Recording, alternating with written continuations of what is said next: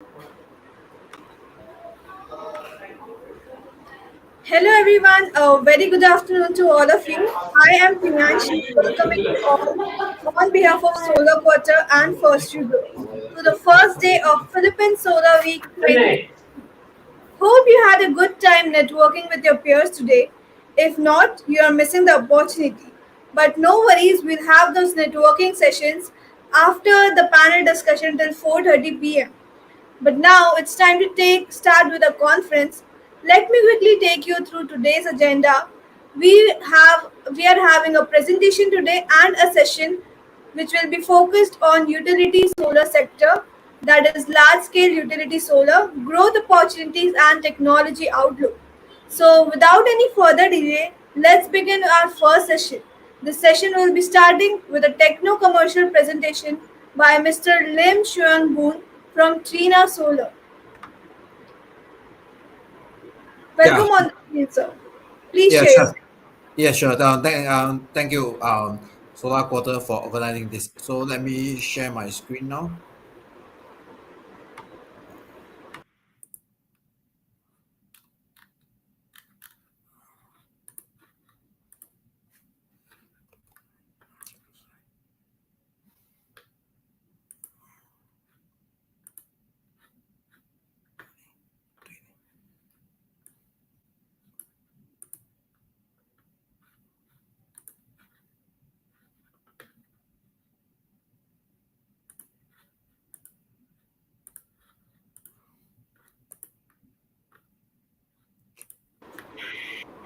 Sir, are you facing any issue in sharing a screen? Yeah, I'm trying to share my screen. Okay, I think now it's okay. Yeah, thanks. Yeah, we can see your screen. Thank you. Okay, sure. Yeah, thank you everyone. I'm sorry for the slight delay. I'm Lim from Trina Solar. So once again, thank you for your time to attend the session today. So let me give a brief introduction about Trina Solar and also our Vertex series and how it can help the projects, large utility projects, in saving the cost and getting a good power generation for your solar utility scale projects. Okay, just a quick introduction about Trina Solar. So we are founded in 1997, and this year, 2022, is our 25th year anniversary. So we are one of the very few solar companies that have been around for 25 years and be able to honor the 25 years warranty that is given by most of the solar manufacturers. So this is our global footprint. I'm based in Singapore, and Singapore is our Asia Pacific HQ. So from here, we are supporting the APAC region, namely the ASEAN, covering to Australia and India, also to Korea.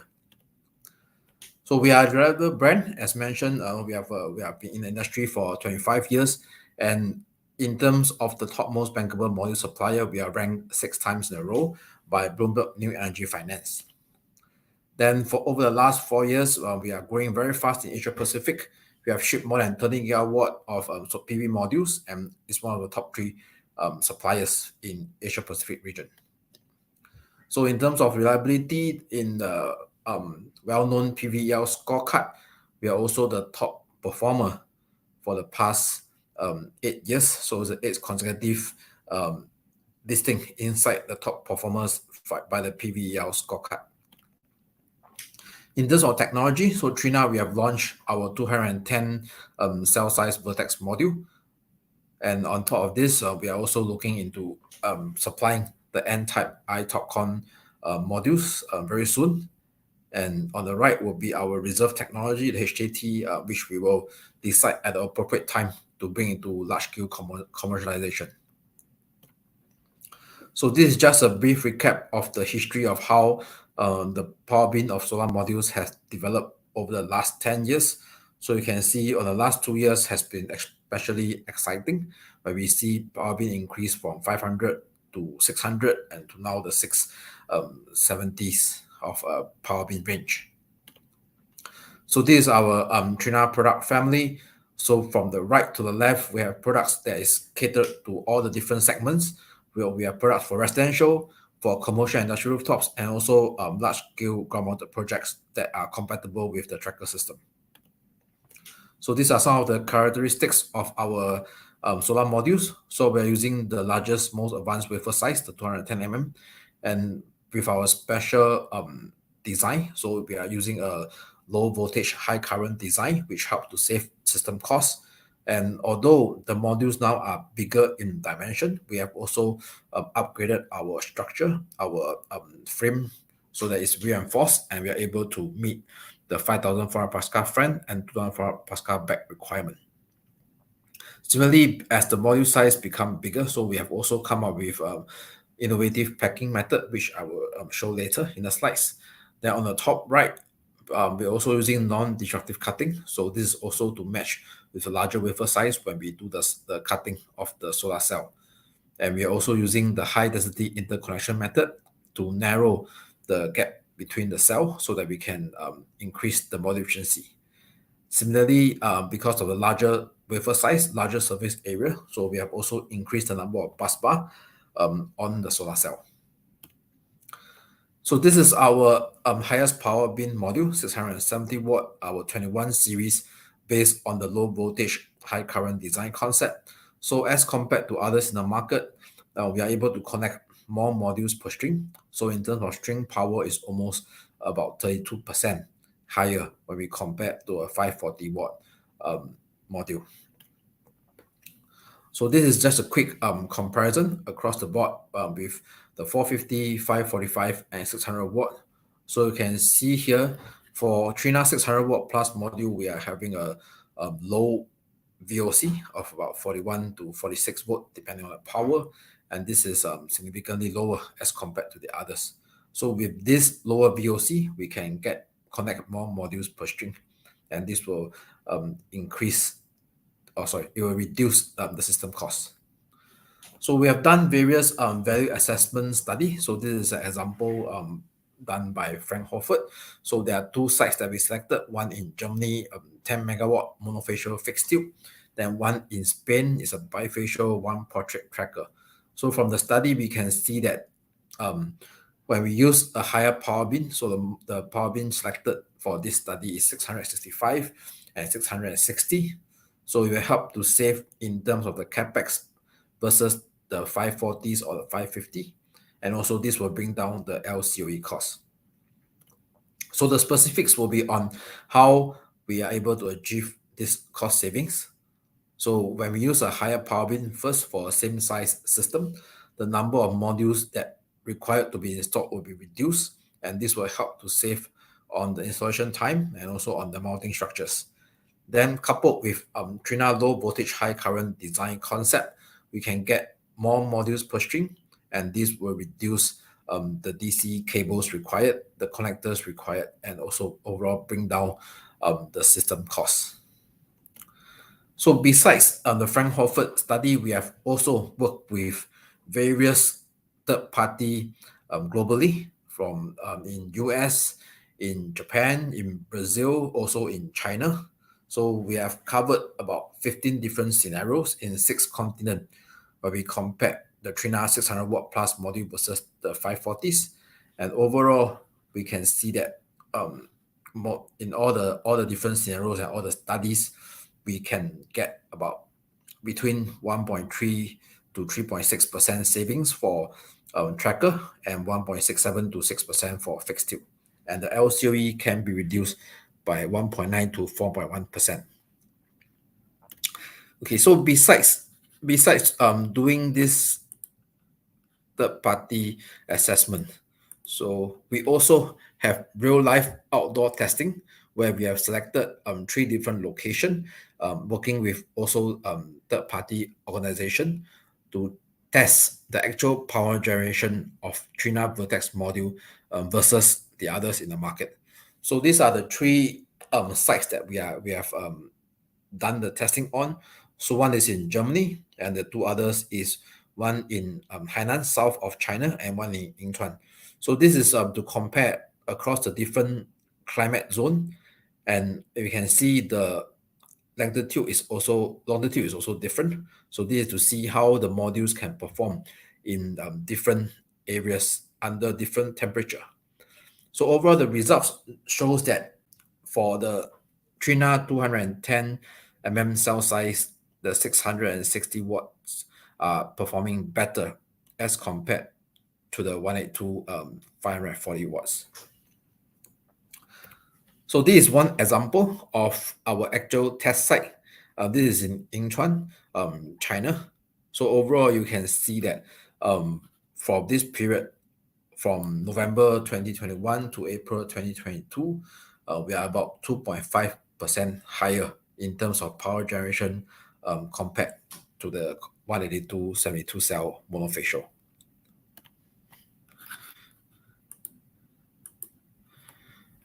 Okay, now we come back to the innovative packing. So we can see from the previous slides, in terms of the value assessment, we can help project owners to save money, and at the same time our power generation is also better.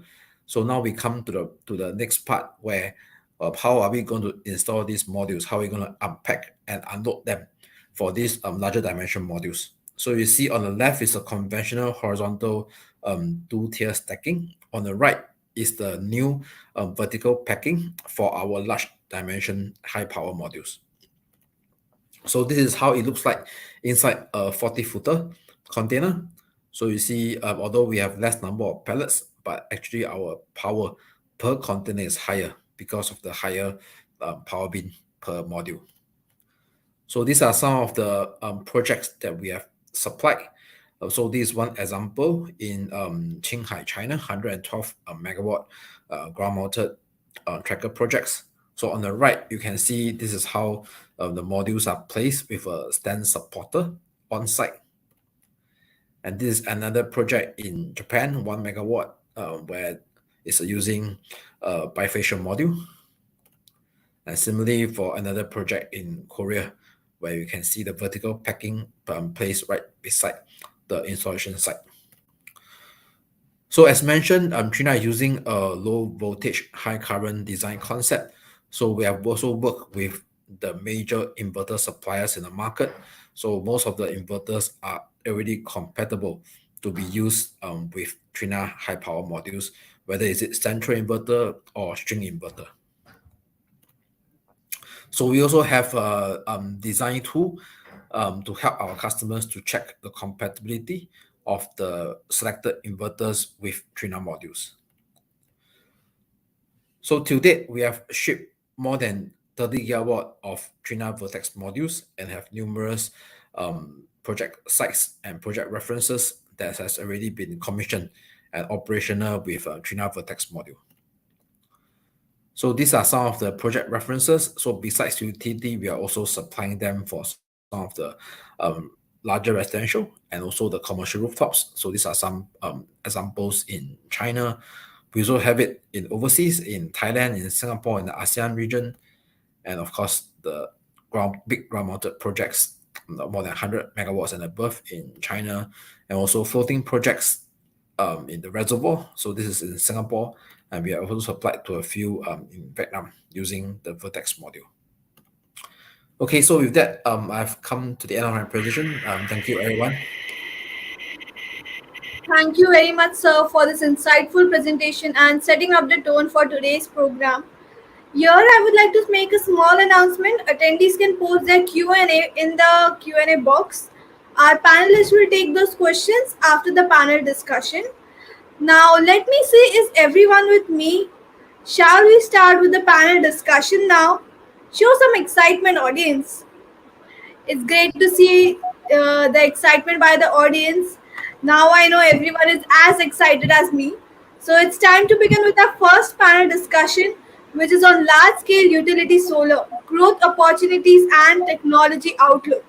And to discuss this, we have in our esteemed panel Mr. Dennis Quinterio from Queensworth Law Office, Mr. Robert Marjan T. Pareja from Pavi Green Renewable Energy, Ms. May Militante from MRC Allied, Dr. Denal Liang from UL, Mr. Seen Oka from Citicore, and Mr. Ernesto Rua from NG Southeast Asia. Now I welcome all the panelists on the screen and request Dennis sir to lead the discussion. Over to you, sir. Thank you so much, Priyanshi, and good afternoon, everyone, and welcome to our Good Solar Week afternoon.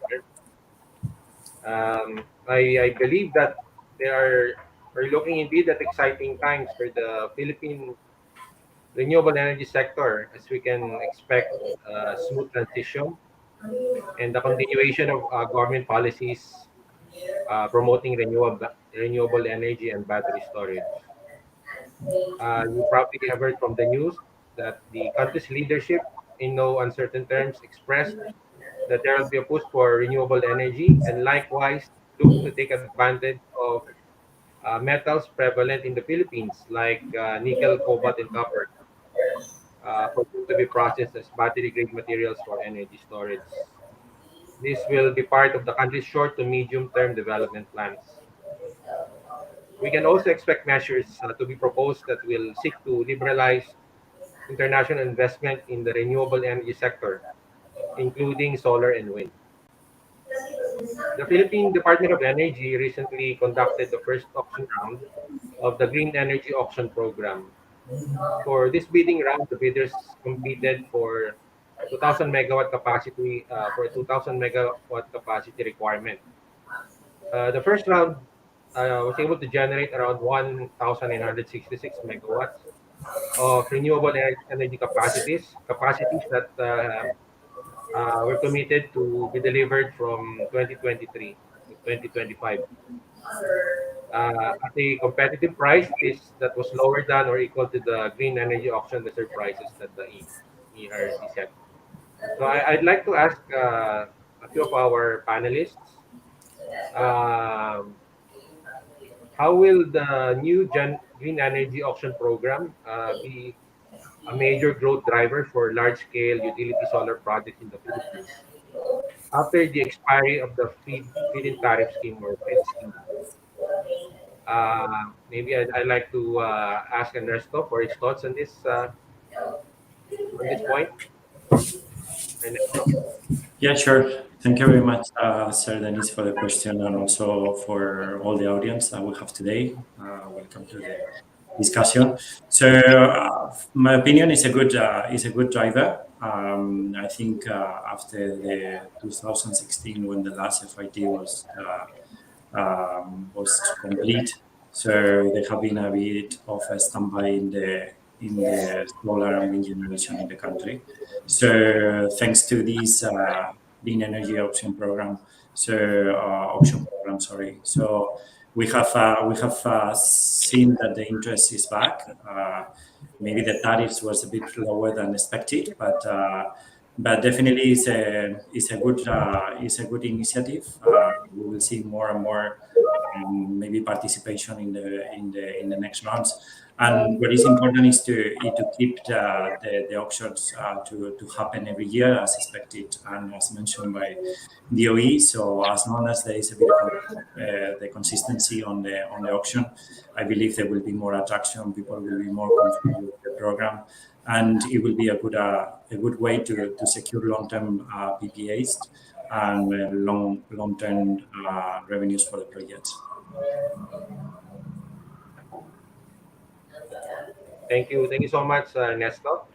And may I also request May for his comments on this question? I may.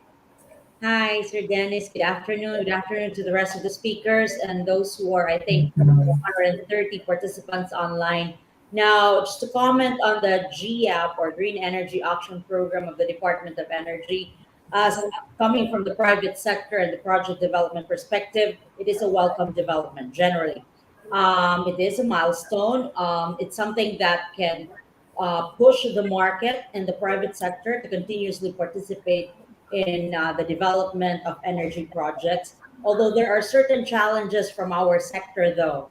First and foremost, as mentioned earlier by our first speaker, Ernesto, um, the rates came as a surprise because coming from fit, we were all expecting that at least it may be lower, but the gap has been closer. Could have been closer. I mean, but given the 3.67, if I'm not mistaken, it quite possibly poses a challenge to some project developers because, like for example, for us, we built a solar plant back in 2015 to participate for fit-in tariff. However, we never made it to fit, so we were hoping practically that come GIAP, will be able to participate. However, as the GIAP rates were announced, comparatively, since our plant has been a merchant plant for the past 5 or so 6 years, we can compare the price that on a general or an average price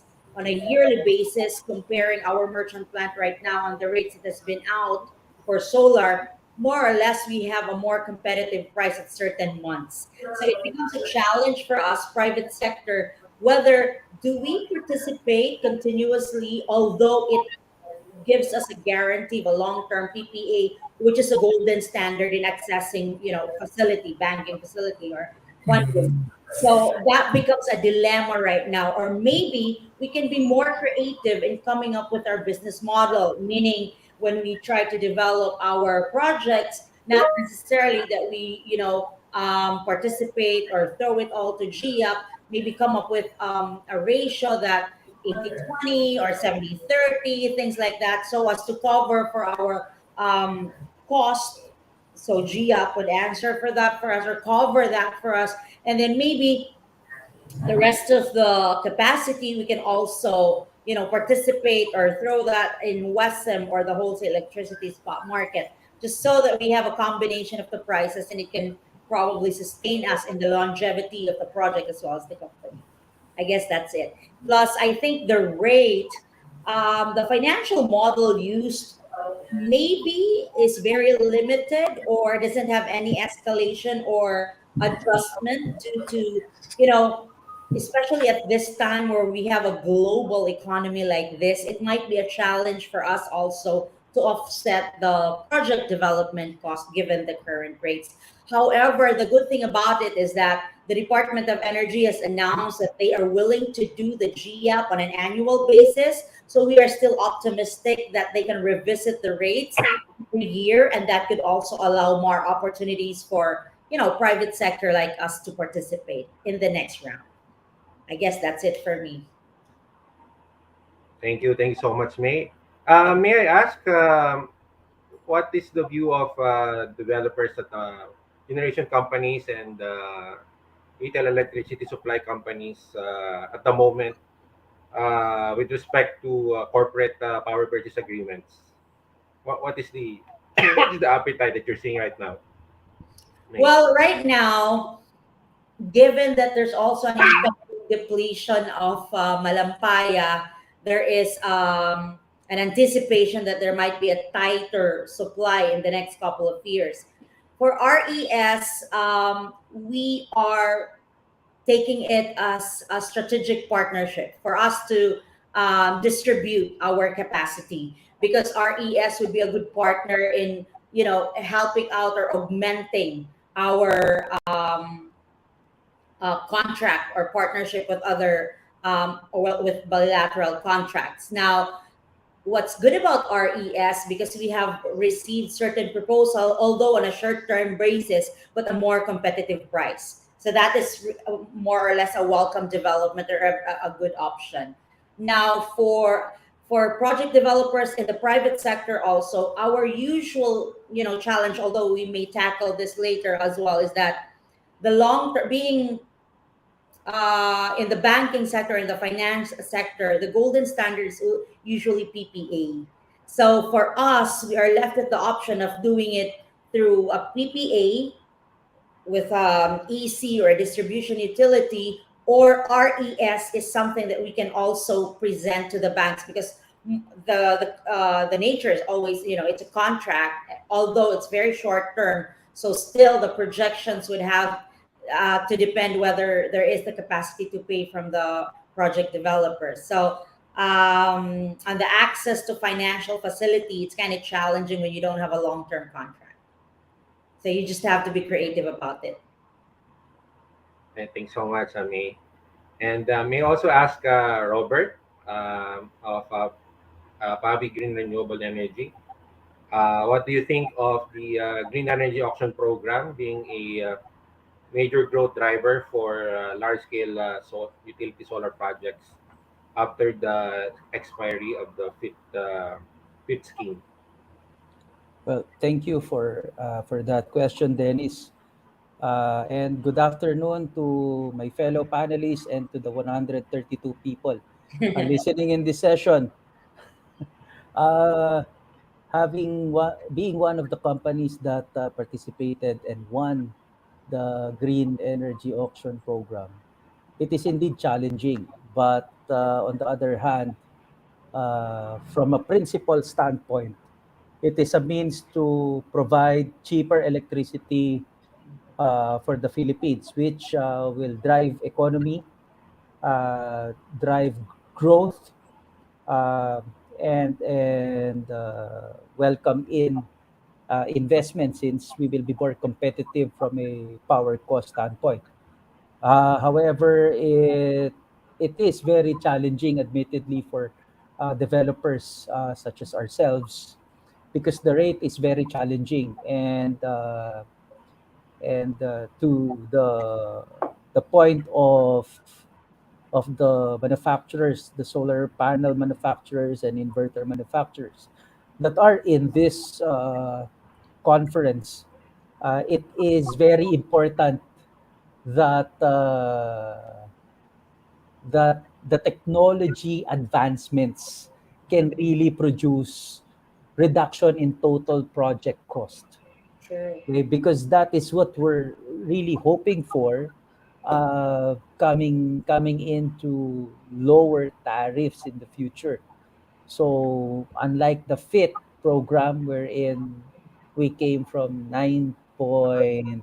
9.68, and then it went down to 8.69, and all of a sudden 3.67. And to be able to win a contract with a 3.67 cap, you have to bid lower, because otherwise, somebody might monopolize it with a 3.67 rate. So you really have to be a challenger to be able to win a contract, and not all developers can actually afford to do that. So the question is, to answer that question, if it will drive more solar projects in the future, even if there is a green energy auction next year and the years to come. um, I think we have to revisit the rates, and also the developers ourselves, together with the manufacturers, should work together to really bring down the project cost from a technology advancement standpoint. Okay, that's it. Yeah, thank you, Robert.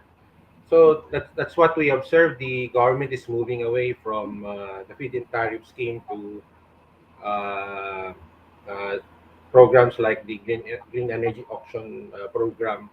Although for some of our neighbors here in Southeast Asia, uh, specifically, I believe Vietnam extended its feed-in tariff scheme, right? I don't know if that's the trend also in other countries. But what are your thoughts, Robert, with respect to this approach of Vietnam of continuing the feed-in tariff scheme? Seems to work for them. Yeah, yeah. I think we have to realize that both the private sector and government must support each other. True. It is always the objective of all parties to bring down the cost of power, yes. But at this point, wherein the economy is not that good, forex is not that favorable, uh, cost of debt is also not that favorable right now. I think it's time for government to be more sensitive to the plight of developers, so that the development can continue, so that Yeah. renewable energy proliferation can continue. Yep. Yeah, I think, yeah, I agree. I think our government can look at what's happening in other countries. Like, you don't Yeah. have to look far. Uh, Countries like Vietnam, there's I believe they've seen a rapid growth in their RE sector, right? I Yeah. mean, relatively compared to the other Asian countries. Yeah, So Dennis. maybe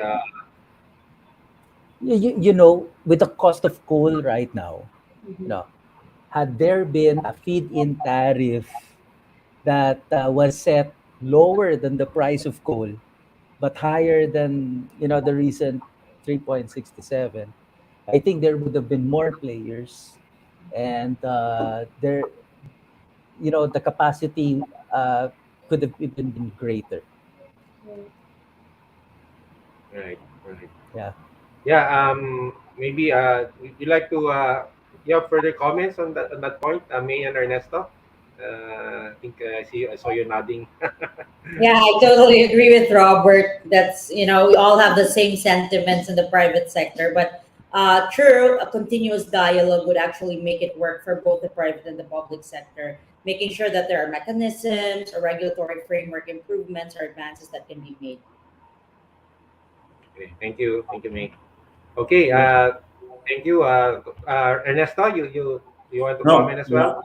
likewise. I think the tariff, as I mentioned also at the beginning, so it was quite low. So hopefully for the next round there will be some. I mean, we will revisit what we can do and how we can optimize better the projects in order to enhance the participation. That I think that will also benefit everyone.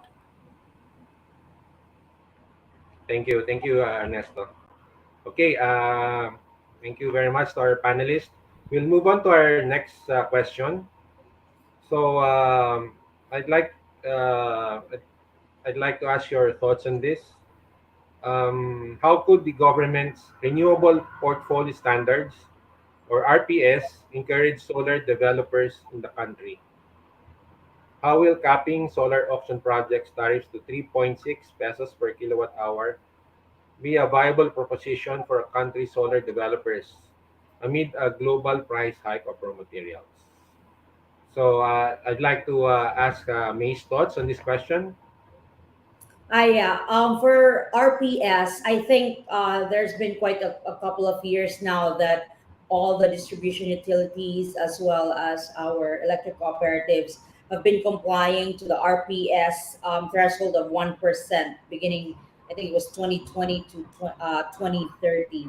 Now, to relate that to the recently concluded GAP, I think the GAP becomes an opportunity to for these distribution utilities or ECs to access and to be able to comply with the 1% requirement or to source their energy supply from renewable energy technology. Although the 3.67 might be favorable on the standpoint of those who are accessing, the supply, because of course, given the price structure of our electricity rate in the Philippines, where everything is passed on, right? So it will not be that much of a burden to our consumers, technically, because when it becomes a blended rate, it doesn't affect much or creates any dent or increase much onto the final price of the electricity rate. However, from the project developer's perspective, especially when you will develop in a very far-flung area because they want an embedded, for example, system for only 5 megawatts at 3.67, if you are not much of a big player in the market, that could be something challenging. You probably have second thoughts because the logistics alone, the supply, especially for solar panels and inverters, which compose about 60% of or 70% of our cost, given the global economy right now and the interest rates, from a project developer's perspective, it might be challenging. But again, just like what Robert have mentioned earlier, in principle, we are probably giving the best rate, the least cost rate to our consumers. But there has to be a balance at some point. You know, um, to be able to give that service, being able to make it worthwhile for our customers while also keeping our private sector and business developers afloat, because that would affect the longevity and the investments coming from our end. That's I agree. if they can increase also the percentage, escalate that, to give more space for capacity, that would be okay. Especially that in the Philippines you have 120 ECs that you deal with very minimal energy supply requirement per province, per franchise. It's not like the huge distribution utility that their 1% would give you higher capacity. So it really has to be reevaluated, revisited every now and then for open dialogue to make it work for both sides. Yeah. Okay, thanks so much, May. Thank And I'd like to ask the same question to Ernesto. Ernesto. Yeah, so I think definitely the RPS is going to help the deployment of renewable energy. I think pushing the use and retailers to procure energy or increase the procurement of renewable energy every year is a good approach to support renewable energy developers like us in order to keep growing our generation in the country. Challenge, as May mentioned, so there are many DUs in a very, very small size that they will not have the chance to procure energy, or at least even embedded solutions, they will be not cost efficient. So it will maybe penalize consumers in the end. So I think the OE's idea when they launched also YAP was to facilitate all these small DUs to still procure renewable energy, still comply with the RPS requirements, but at cheaper cost of energy, which from the user point of view, it makes a lot of sense. But I mean, we come back again to the discussion that we had at the first point, no? That maybe the tariff on JAP should maybe revisit, or at least the guidelines that was given, or the financial model. I think May also mentioned in the first discussion. So maybe the approach that the OE or RC had on the understanding of especially solar prices on the GAP may need to be revisited, right? So especially on the current times that we see on higher inflation, higher escalation rates on interest rates. So definitely that will push tariffs going up, as we see in WSM, as we see in our daily lives, that things are going up. So I think definitely doesn't make sense to have a 3.5 pesos tariffs in the current environment. So if we keep on that sense, so maybe the RPS will be difficult to get implemented, especially for the smaller DUs. But at the same time, I think it benefits also the consumers. Thank you, Ernesto. And perhaps Robert, I'd also like to comment on that. Hi, Robert, Well, on the uh, RPA. on the RPS requirement, yes, the point raised by May a while ago is really valid because uh, I think we cannot really expect developers to offer, blockbuster low rates to other electric cooperatives that have smaller requirements, since we don't have economies of scale. So I think uh, the low cost of renewable energy for RPS should be always relative. I mean, it should be based, especially for areas that are under SPOD, wherein the generation charges or generation costs are still subsidized to a certain extent. It has to be reasonable, meaning the high cost of producing generation for these islands should be compared to the reasonable rates of really developing a smaller scale 5 to 10 megawatt solar plant, or even a solar hybrid mid merit plant, for RPS compliance, for ECs, or even smaller private DUs in islands. No? So that's my take on it. It has to be, the definition of lower rate should be relative to where it is right now, and should be reasonable enough to make the development sustainable. Right. Thank you, Robert. Okay. So we'll move on now to our next question, relating to battery energy storage systems.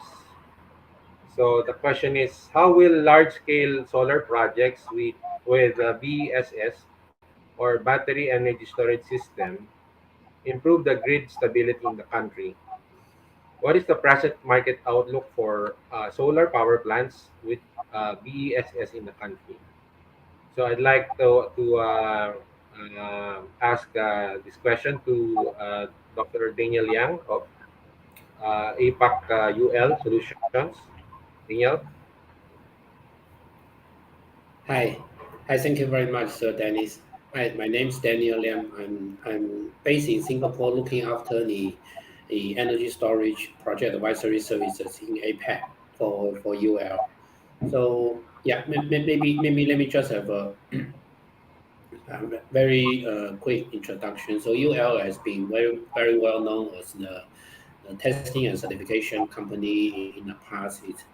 But they recently, in the recent decades, UL has been branching to the renewable energy advisory services for solar, wind, and ESS project advisories. So for project advisory, we provide the services like due diligence, like owners engineering, like feasibility study and other analysis, and all the energy assessment for solar and wind, etc., etc. So in the past, UL has done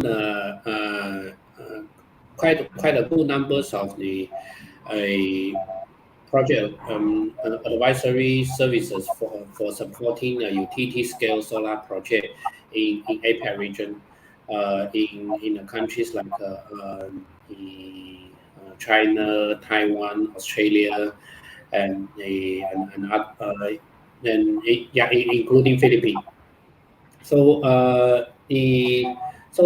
come back to the question. So I believe that everyone in a conference today has more or less some knowledge about how the battery energy storage benefit solar utility scale solar farm. So the most obvious the benefit would be the reducing the solar intermittency by charging and discharging the very fast intermittent solar power using the batteries.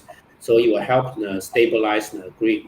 So for this application, we have seen quite a numbers of the project development in country like Taiwan. So since 2019, when Thai Power Company or TPC has announced the first utility scale battery energy storage tender. So the Thai Power has announced that by 2025 they're going to add at least 500 megawatts of the battery energy storage system into the grid to help the grid to help stabilize the grid, mainly for the intermittent renewable power. So the Taiwan, so since 2 years ago, we have seen quite numbers of the utility scale project developed in Taiwan. Some are 20 megawatt, some are the 50 megawatt, even bigger. So UL has been helping the Thai Power and also the private companies in this ESS projects. And the other benefit of the ESS for solar farm would be another biggest I would say is the capacity farming. So what do we mean by capacity farming is that obviously renewable power, solar or wind renewable power will not be controllable. So sometimes the sunshine, sometimes the wind blows, but sometimes it doesn't. So in order to provide a user a stable, sustainable power supply, so ESS can come in to shift the solar energy from the low demand period to from the low demand period to the high demand period. So in order to provide a stable or 24/7 power supply. So we have seen such the solar. I've seen such project developed in India, where the India government has in the past has announced quite numbers of the round the clock or RTC tenders. So round the clock meaning that with the ESS, with a very large scale ESS integrated into solar and wind project, it can provide a round the clock kind of stable power supply to the user. So the first round the clock tender has been awarded to a company called Renew. It's actually on the news. So if I'm not wrong, the size of the battery is almost 300 megawatt. Yeah, if I remember the size correctly.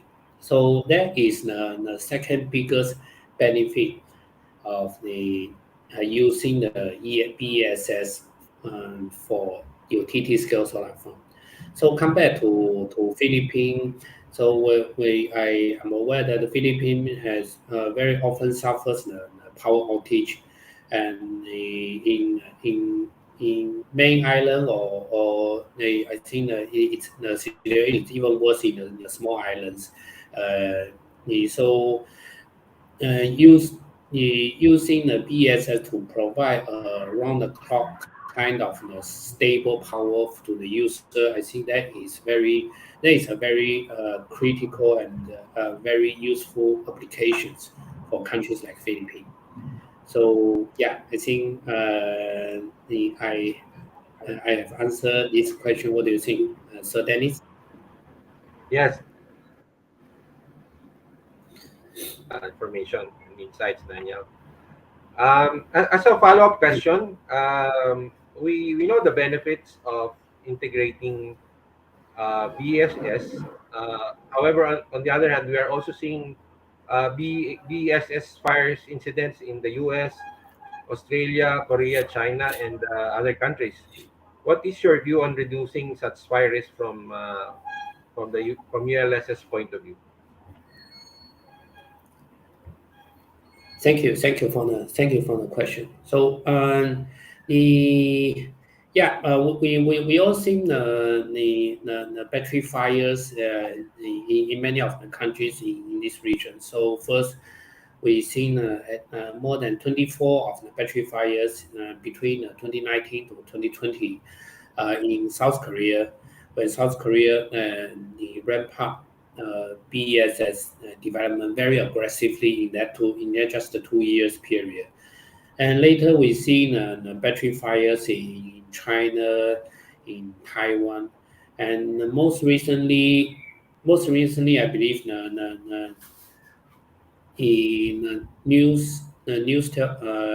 on battery fires, the Tesla battery fires in Australia. It's the biggest. It's in the biggest BESS project in Victoria State in Australia. So obviously battery fire, and especially the lithium-ion battery fire is very scary, very troublesome. When the battery start catching fire, it's very hard to put up. In most of the cases, you just have to leave it to let the whole system burn down in maybe in 2 or 3 days. So it will cause the not just the damage to the project finance book, but also probably the damage to other properties and even to the human life. So I think that this is the last thing we want to see from the developer or project financiers point of view. So, uh, need to in order to mitigate such battery fire risk, I think the from the UL's point of view, uh, uh, because UL in the past we have the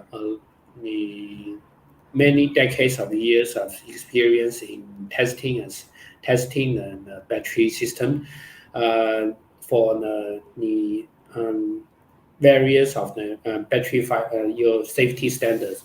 So the UL has the very well-known battery standards like the UL 1642 for lithium-ion battery cell, UL 1973 for the battery modules in the rack, and the UL 9540 for the system level of the battery.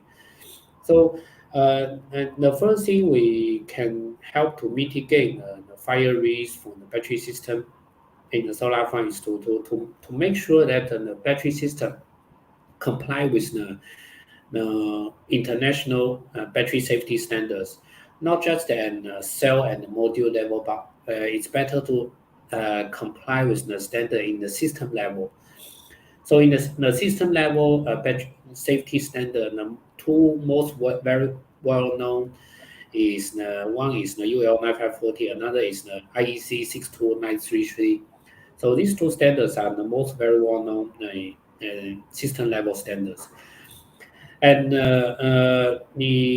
besides of the standard compliances, I would say other there are other factors who can help to reduce the fire risk. So in the past we have I think in the past project we have seen that the other technical advisory services provided by third-party consultants will also help to reduce the fire risk. So the services like the due diligence for the battery supplier, or the independent design review, or the contract review, and also even the reviewing of the EPC's contractors' capability. All these the services will help the project reduce the potential fire risk. So yeah, that I think that is my brief answer from the third party consultants' point of view on how do we mitigate the fire risk for the ESS the system in utility scale solar project. Thank you very Thank much. you. So, thank you everyone. Thank you. I also read, Daniel, that I understand that there are various battery chemistries, right, that are used for battery energy and storage. So there's, as you mentioned, there's lithium ion. Uh, Yeah, I believe others like nickel cadmium or nickel cobalt, as well yeah, as nickel zinc. I believe there are also nickel zinc battery chemistries. yeah. So and I also read that a number of the fires were from lithium ion batteries. Yeah. Is it true that lithium ion batteries are more prone to fires compared to other battery chemistries like nickel cobalt or nickel zinc? Uh, I, uh, I don't think that is the case. I don't think the lithium ion can be called as the most the battery with the most the highest chance of catching fire. I think it's just because the lithium ion is currently the most popular batteries apply in the battery system for the commercial usage. So that's why we only see we only see the lithium ion battery catch fire, but because of the other type of the battery, for example, the sodium sulfur, those are made in Japan sodium sulfur battery system. That system also caught fire some years ago, but because the numbers of the project installation is very it's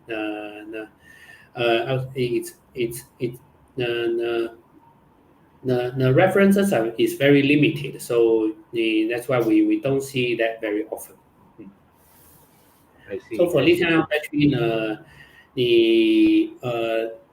now the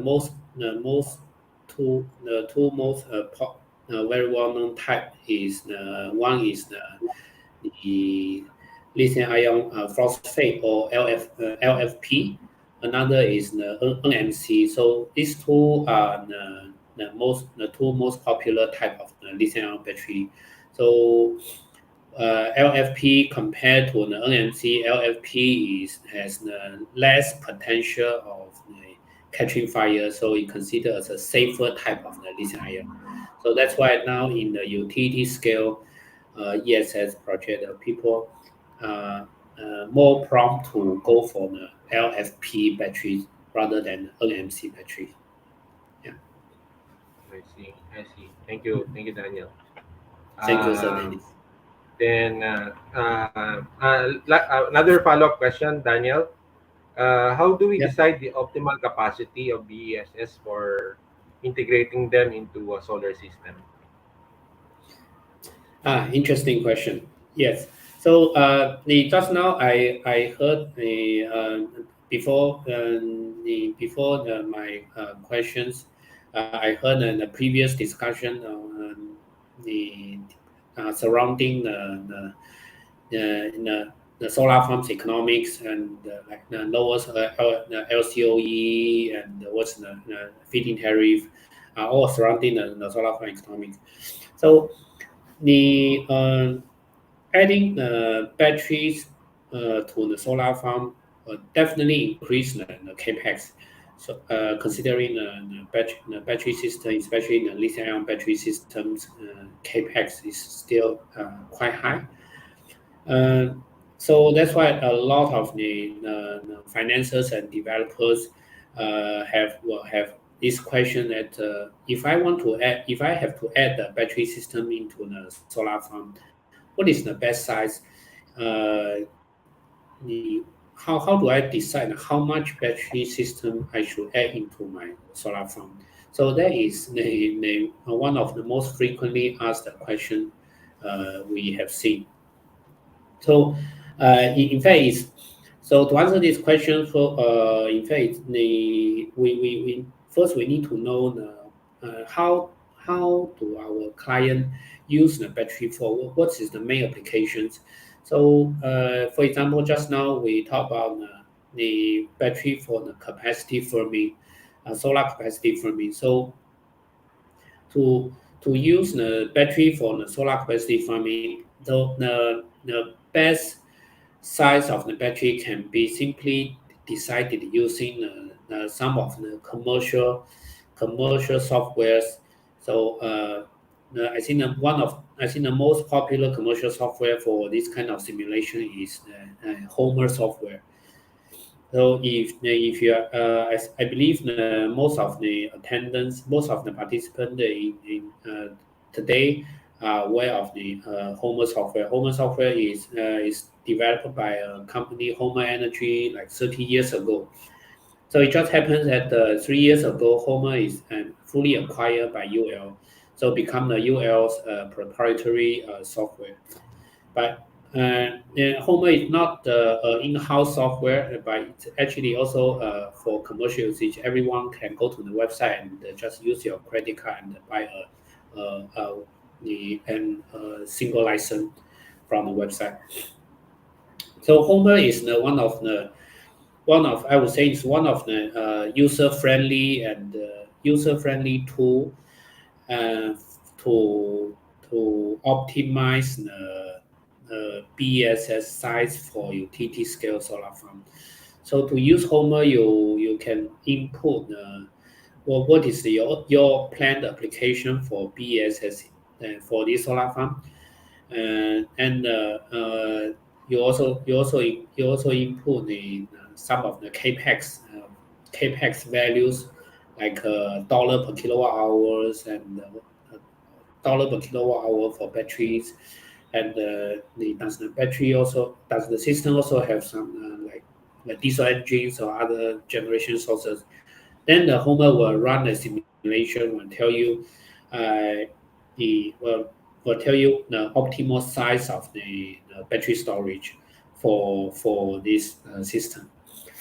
So in the past, I personally done Homer the simulation for one of the project for one project in Philippines.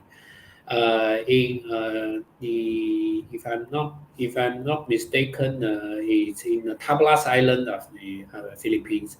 So when one of the local developers would like to reduce the usage of the diesel engine by adding a megawatt size of the batteries and the solar farm to have a cleaner and more stable power supply to the island. So I remember the island, besides of the residential power command, the island has a very big sugar cane farm and has couples of some sugar cane related factories. So there are also some industry loads. So the Homer software is used to simulate for various type of the scenarios, and to reach to the optimal size of the battery system sizes in order to achieve the best economic goal for the project. So yeah, I think the for this question, I will say that the yeah, I hope that everyone can take a look at the Homer software, can go to the Homer website and see how the Homer can help you decide the sizing of the BSS. And if you have any questions, feel free to come to me. Thank Yes, you, Sir thank you, Dennis. Daniel. That's a very good information to know. Okay, so we'll move on to our next question, which is what are the challenges being faced by large-scale solar developers in terms of land availability, regulatory clearances, price escalation, and the way forward? So we'll ask first Robert for his views on this. Hi, Robert. Well, I really don't know where to begin. There are a lot of challenges, Dennis. No. well, well, well, first of all, you have to look for land, right? And then you have to convert land. And then, well, it's the EVOS system right now that DOE has done wonders. It's a real milestone towards streamlining uh, the development process of utility scale projects. And yeah, I'd like to congratulate the DOE for that. It really sped up the applications. The challenge right now, besides land and its conversion, uh, as well as the numerous LGU um, hearings and resolutions, would be the queuing with NGCP. Uh, no, if you apply now, I think the queue is already next year. So 是你就不能 right, 你就不能 and 去看那个好处的，yeah, 一定要用电。and yeah, and then what other 那你现在一定 challenges? 要 It's 电脑。interconnection is also a 你不是要 challenge, no, not just NGCP but also getting the different permits for you to put up your transmission lines. You have to coordinate if the path of the transmission lines will have no conflict, no, with with other developers, with the utility, with DPWH, with the LGU, the barangays. It's really a lot. It's really a lot. Building a power plant might seem simple, but if you look at the details, there are a lot of difficulties, and if there's a way to streamline the regulatory process, then I believe it will be a big help to developers to speed up the commissioning of the power plant developments, and to really increase at an accelerated pace the contribution of renewable energy in the supply mix of the country. Yep. Yeah. Thank you, Robert. I agree. Uh, Really, the people in the energy power and also mining, these are the most patient people in the world. It takes a lot of years before you can see the start of your commercial operations.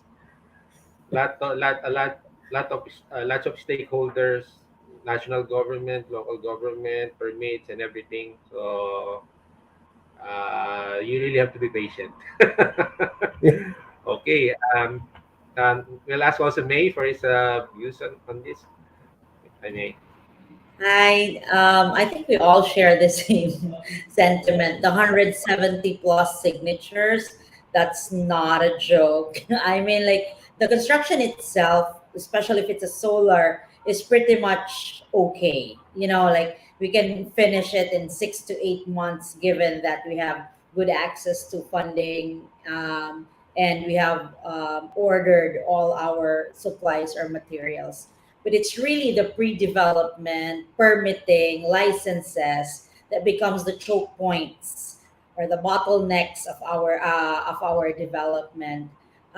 We were I'm not sure whether this was the event or in another event that I was in, where we also suggested that given the urgency of trying to be able to, you know, keep the supply enough for us, especially the impending depletion of Malampayo, which is 2,700 megawatts for Luzon.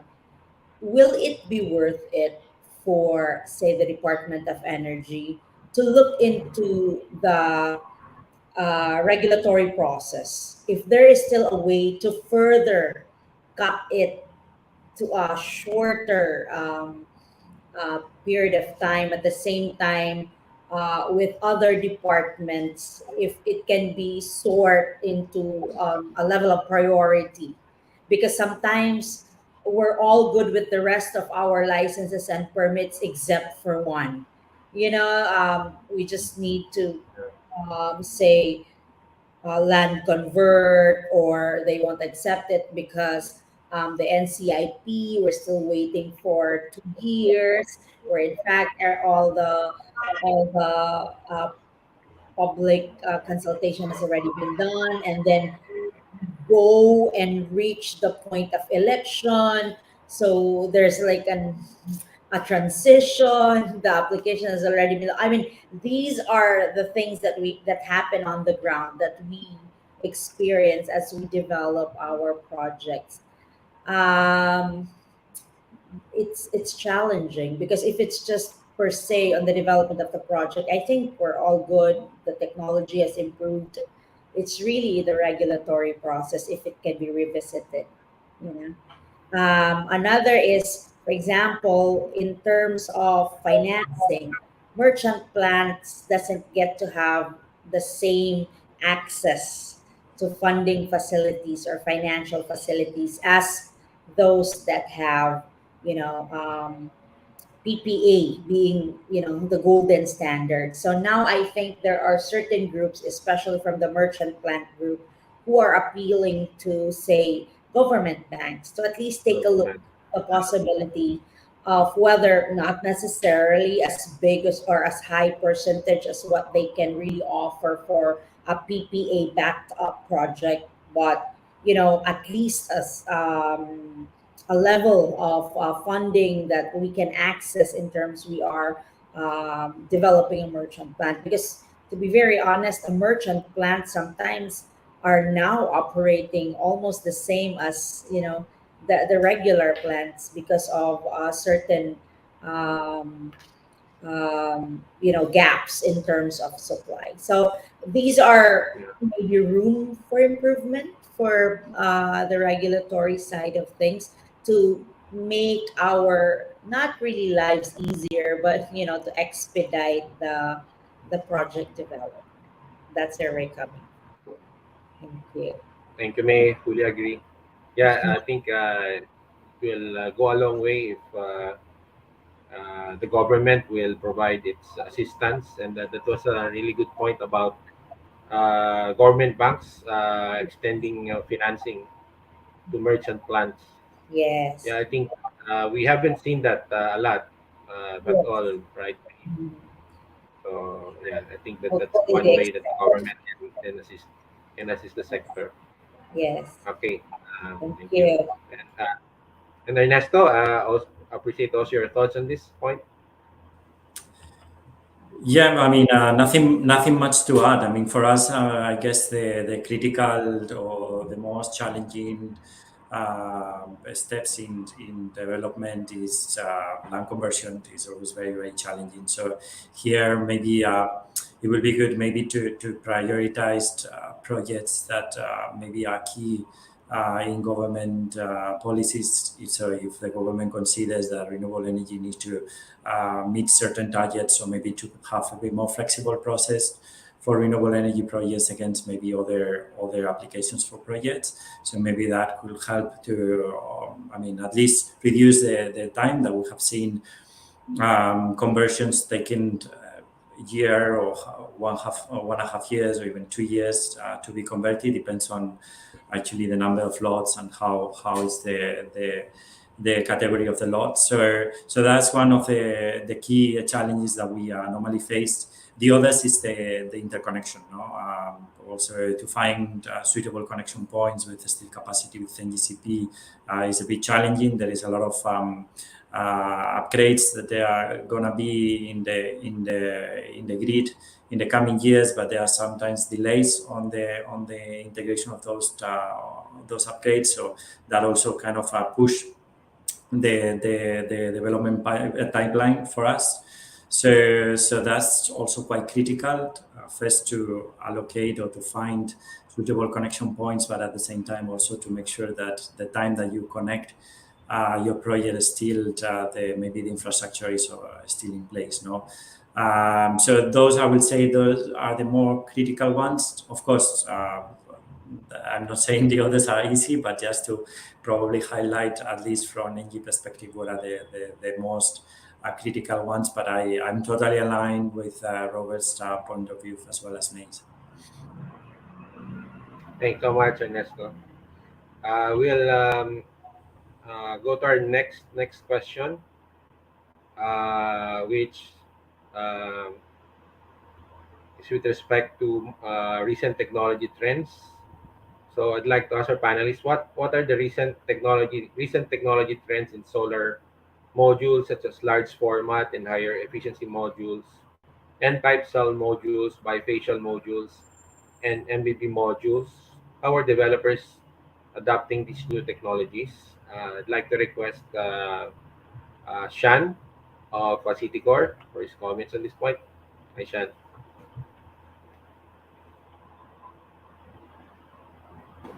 So I, you I are think you're on mute.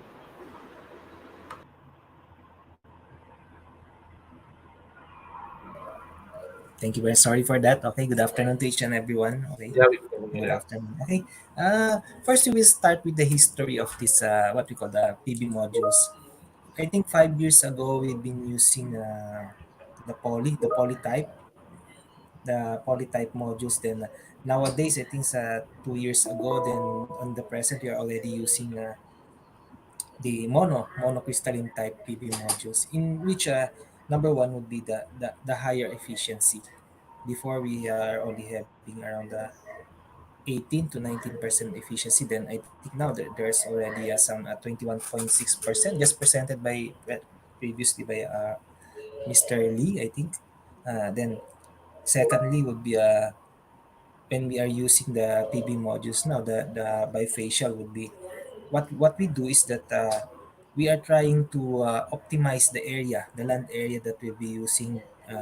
I think 5 years before, we are practicing with the 1.5 hectares per 1 megawatt capacity, but now I think it's already 1 megawatt per per hectare capacity, or I think the others would be using lesser, unless the way you designed your then the location of your PB areas, the project. That would be the number one. Then number two, we are looking with the using these new technologies, the bifacial and types. Actually, we are just looking into the efficiency of the PV modules itself, so that of course a higher efficiency then results to higher yield. Then higher yield compared to the lifespan of the PV modules. It means if you start from the higher efficiency modules, then of course after 25 years, the rate of its decrease in efficiency would be minimal compared to the previous PV modules that's have been introduced in the market or commercially used by large power plants, large solar power plants. Okay, that's my comment for this question, Sir Dennis. Thank you so much, Sean. And I'd also like to ask Ernesto's views on this point. Ernesto? Yeah, so I mean, we see the trend to look into higher capacity modules. So as during the presentation of our colleagues from China, right? So that's a trend in the market. Bifacial, maybe with a combination of trackers, also will optimize the yield. But maybe Philippines is not maybe the best market to consider trackers. So that will benefit the yield of the project, so higher generation, but also to reduce the area, to reduce the land that we will be utilizing for the project. So that will also benefit so permitting conversion. So that's probably the highest strength at the moment. So going to higher capacity for modules, higher capacity for inverters. So also will increase, I mean, will reduce the cost, the overall cost of the project. So will allow us also to be a bit more competitive from LCOE prices. So, and to be more competitive also in the future for maybe on tariffs as well. So I think now we are a bit hit by increasing of prices in all the value chain. So commodities, so all modules has been increasing in the last year. So hopefully we see a bit more stable prices in the coming months and slowly going back to the prices that we saw before COVID. But at least on the technology point of view, just probably the main point is to see modules with higher capacity and more efficient. Thank you, Ernesto.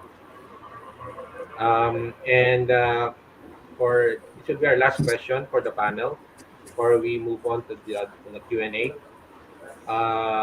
What are the recent technology trends in central and string inverters? How to make how do you make the right choice between the central and string inverters for large scale utility solar power plants? So I'd like to get Shan's views at this point. Hi, Shan. Hi, good afternoon back again, Sir Dennis, and to each and everyone. Okay, first of all, we will go way back again. Citicorp started with most of its solar power plants using central inverters, because with the knowledge that using central inverters is much cheaper.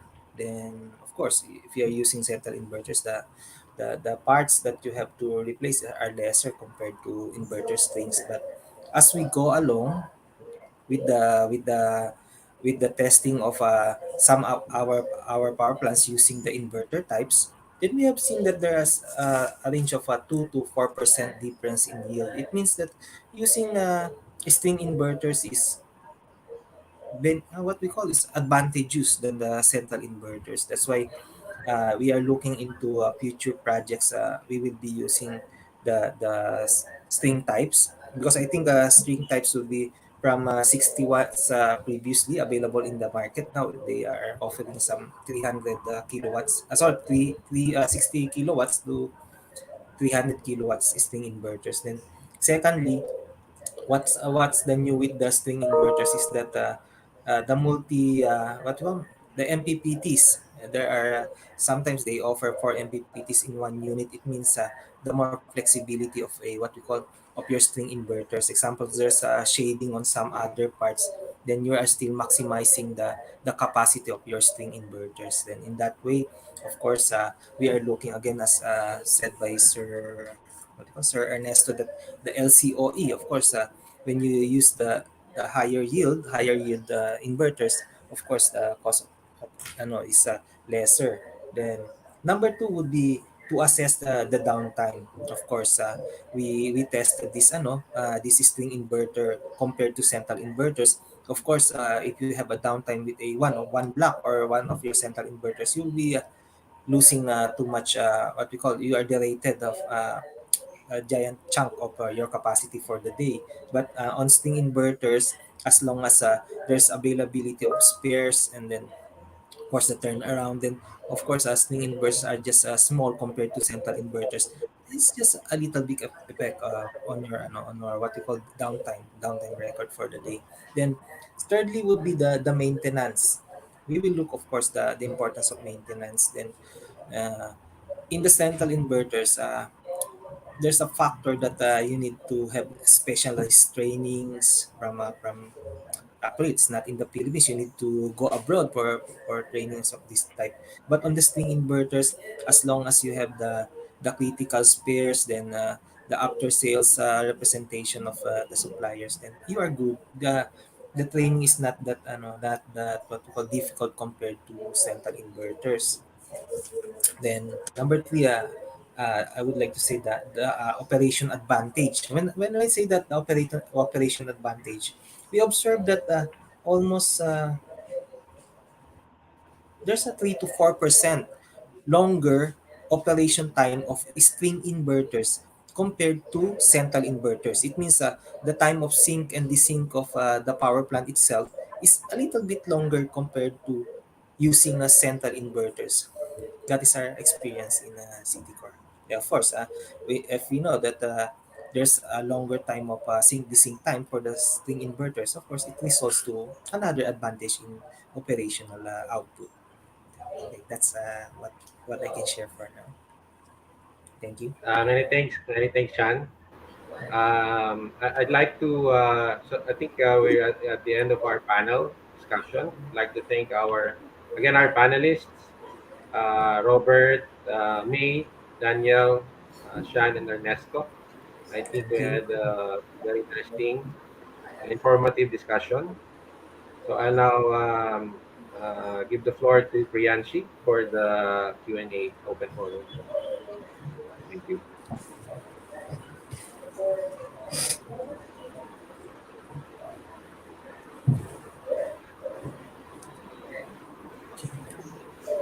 So, who would like to take this up? The jobs are all of the work. I think I replied to that question a while ago I think through the chat. Yeah, there were no rooftop solar installations considered during the green energy auction program. All were ground mount solar installations. Okay, sir. We'll move to the next question.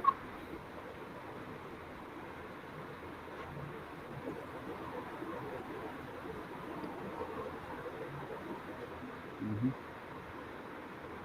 Well, it depends. For me, bifacial, it depends.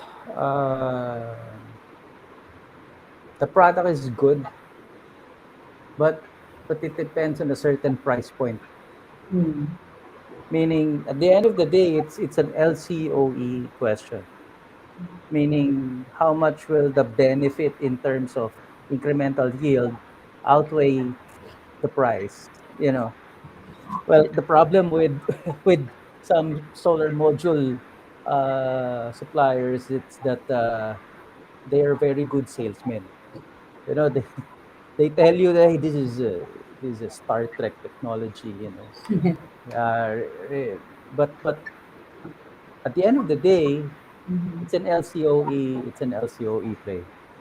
You know, the benefit of the yield should be more than the incremental price.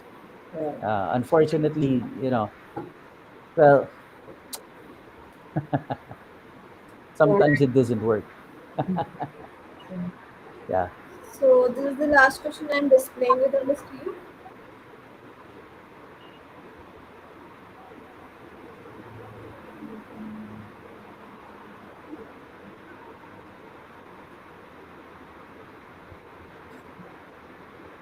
I think it would all boil down to cost and technology because the major driver of um, project development in the private sector, again, as what Robert has always been emphasizing, is on the cost. The batteries would be, it would be more reasonably priced given the yield that it adds to the capacity of the system, then maybe it can be considered by the project developer. Again, at the end of the day, cost versus what it can yield. Yeah, maybe in addition, so it will depends also on the on how the market evolves in Philippines. For now, I mean, we cannot compare the energy market in Philippines like other European markets or even Australia, which is closer, where there is more potential revenues for BSS.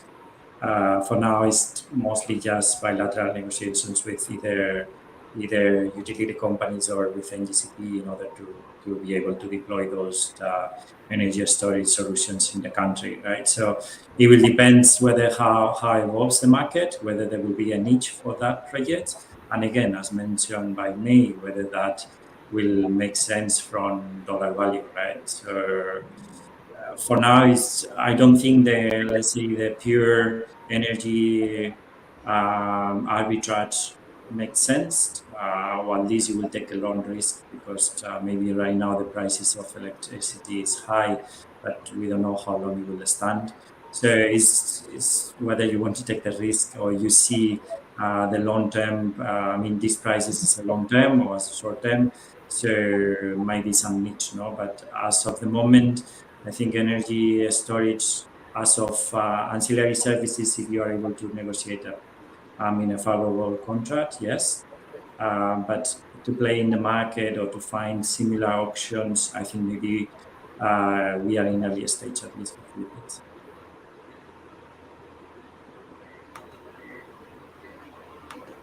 So with this, we come to the end of the first day of Philippine Solar Week. I would like to thank Dennis sir. You were absolutely outstanding. Thank you so much for the terrific and very professional example you set as a moderator. It was a pleasure having you in such a well planned and high energetic panel discussion. Can we hear a round of applause? I'm sure if this would have been a physical event, we would have got a standing ovation for this amazing panel.